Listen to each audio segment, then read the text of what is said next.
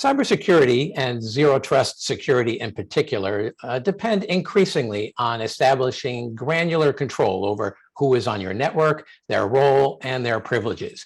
For government agencies, that also means deploying more effective ways to protect users from having their passwords and credentials compromised. I'm Wyatt Cash with Scoop News Group, and here to talk to us today about that is Don Watson, Chief Information Security Officer at the U.S. Patent and Trademark Office. Don, thank you so much for joining us. Thank you, Wyatt. Let me start by asking, how has the White House executive order on cybersecurity issued in May to modernize and push zero trust reshaped what your organization's IT security strategies look like? Sure, Wyatt. Well, the executive order has reinforced and actually has accelerated some of our existing initiatives like zero trust architecture, cloud security, supply chain risk, and improving investigative and remediation activities.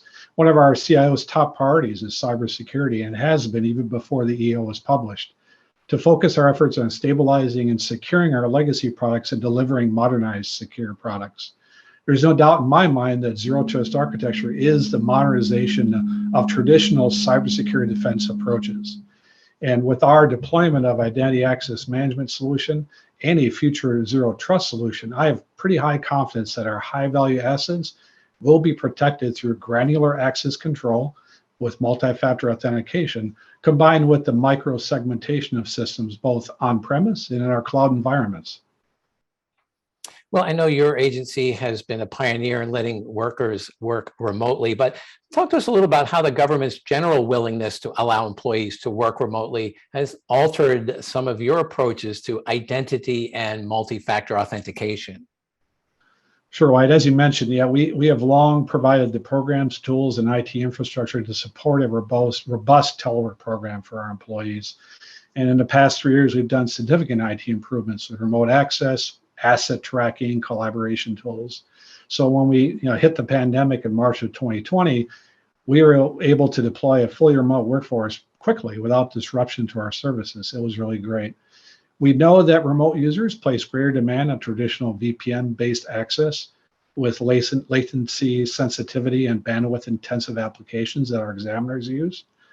So I think the challenge in the future is to allow distributed access for our users while still maintaining security detection and monitoring and policy enforcement, accessing through the cloud, connecting through their nearest points of presence, and using a secure access service edge approach, which is a single platform with a single pane of glass that we can see our organization's end-to-end security.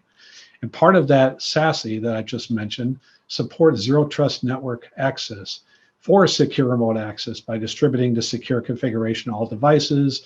We can make sure everyone's configurations are in place before they connect, and then monitor the endpoint behavior for continuous protection. So that's kind of where we're going.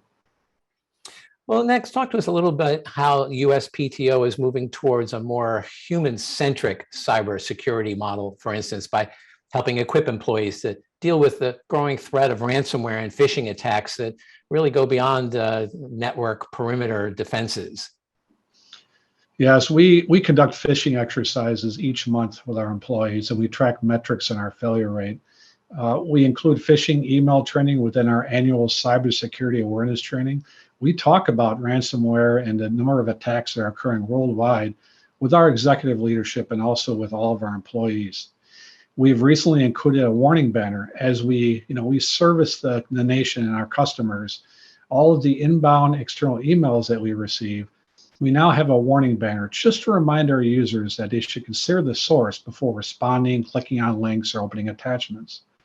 The great thing is underneath we have great, robust endpoint protection that can stop any known malicious activity or from any payload from downloading.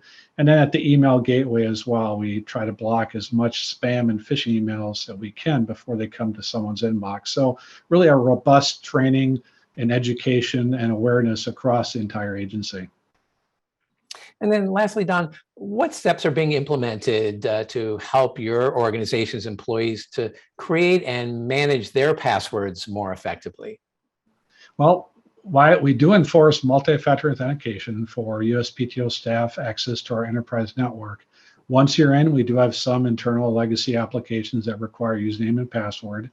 But we do have an identity access lifecycle management tool, which really provides us a fully automated approach to provisioning access based on a policy we set, making sure that training has been completed, making sure that accounts are recertified, and those type of lifecycle management things that need to be done in an automated approach versus a manual approach. It also gives us complete visibility to monitor and manage all access in real time. And we require password changes at set intervals where we don't have multi-factor, and we do enforce strong password requirements. I did want to mention why with privileged access to our infrastructure assets, we do require multi-factor authentication as well. We have an alternate smart card for authentication. And then we have other tools in place like a password vault solution. And also we deployed a privileged access management solution to make sure that our privileged access credentials are secure. Well, Don Watson, it sounds like agencies could certainly benefit by kind of studying a little bit more about what you all are doing. But thank you so much for taking time to join us today and sharing some of the activities and insights that you could share with our audience. Thank you, Wyatt.